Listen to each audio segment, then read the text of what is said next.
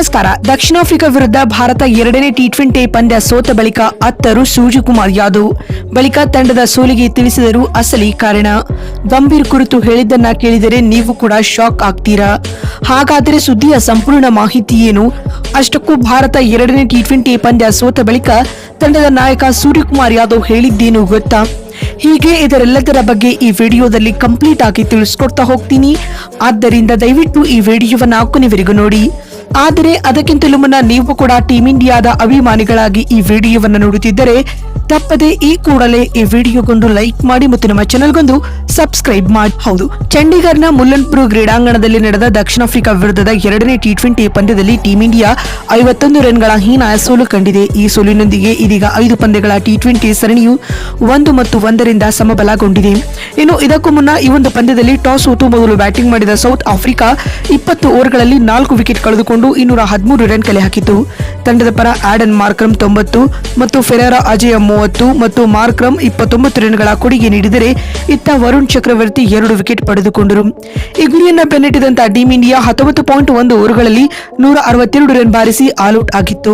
ತಂಡದ ಪರ ತಿಲಕ್ ವರ್ಮಾ 62, ಜಿತೇಶ್ ಶರ್ಮಾ 27 ಮತ್ತು ಅಕ್ಷರ್ ಪಟೇಲ್ 21 ರನ್ಗಳ ಕೊಡುಗೆ ನೀಡಿದರು. ಅತ್ತ ಬ್ರಾಟ್ಮೆನ್ 4, ಮಾರ್ಕೋ ಯಾನ್ಸನ್ 2 ಮತ್ತು ಲುಂಗಿ ಎಂಗಿಡಿ 2 ವಿಕೆಟ್ ಉರುಳಿಸಿದರು. ಇದರೊಂದಿಗೆ ಟೀಮ್ ಇಂಡಿಯಾ ಈ ಪಂದ್ಯದಲ್ಲಿ 51 ರನ್ಗಳ ಹೀನಾಯ ಸೋಲು ಕಂಡಿತು ಸ್ನೇಹಿತರೆ. ಇನ್ನು ಪಂದ್ಯ ಮುಕ್ತಾಯದ ಬಳಿಕ ಮಾತನಾಡಿದ ತಂಡದ ನಾಯಕ Suryakumar Yadav post match presentation ವೇಳೆ ಈ ರೀತಿಯಾಗಿ ಹೇಳಿದ್ದಾರೆ. ಇದು ಕಲಿಕೆಯ ಪ್ರಕ್ರಿಯೆ. ನಾವು ಕಲಿಯಬೇಕು ಮತ್ತು ಮುಂದುವರಿಯಬೇಕು ಅಷ್ಟೇ. ಸ್ವಲ್ಪ ಇಬ್ಬನಿ ಇದ್ದಿತ್ತು ಮತ್ತು ನಮ್ಮ ಮೊದಲ ಯೋಜನೆ ಕೆಲಸ ಮಾಡದಿದ್ದರೆ ನಮಗೆ ಎರಡನೇ ಪ್ಲಾನ್ ಇರಬೇಕಾಗಿತ್ತು. ಆದರೆ ನಾವು ಅದನ್ನ ಅನುಸರಿಸಿಲ್ಲ ಎಂದು ಸೂರ್ಯ ಹೇಳಿದರು. ಮತ್ತು ಮಾತು ಮುಂದುವರಿಸಿದ ಅವರು, ಎರಡನೇ ಇನ್ನಿಂಗ್ಸ್ ನಲ್ಲಿ ದಕ್ಷಿಣ ಆಫ್ರಿಕಾದ ಬೌಲರ್ಗಳು ಹೇಗೆ ಬೌಲಿಂಗ್ ಮಾಡಿದರು ಎಂಬುದನ್ನ ನೋಡಿದ್ದೇವೆ.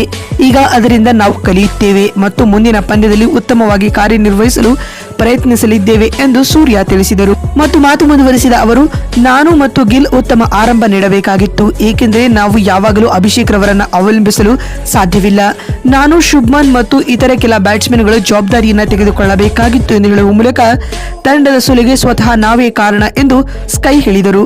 ಮತ್ತು ಮಾತು ಮುಂದುವರಿಸಿದ ಅವರು, ಕಳೆದ ಪಂದ್ಯದಲ್ಲಿ ಅಕ್ಷರ್ ಪಟೇಲ್ ಅವರನ್ನ ದೀರ್ಘ ಸ್ವರೂಪದಲ್ಲಿ ಉತ್ತಮವಾಗಿ ಬ್ಯಾಟಿಂಗ್ ಮಾಡುವುದನ್ನ ನಾವು ನೋಡಿದ್ದೆವು. ಇಂದು ಅದೇ ರೀತಿಯಲ್ಲಿ ಬ್ಯಾಟಿಂಗ್ ಮಾಡಬೇಕೆಂದು ನಾವು ಬಯಸಿದ್ದೆವು. ದುರಾದೃಷ್ಟವಶಾತ್ ಅದು ಕೆಲಸ ಮಾಡಿರಲಿಲ್ಲ ಎಂದು ಸೂರ್ಯ ಹೇಳಿದ್ದಾರೆ.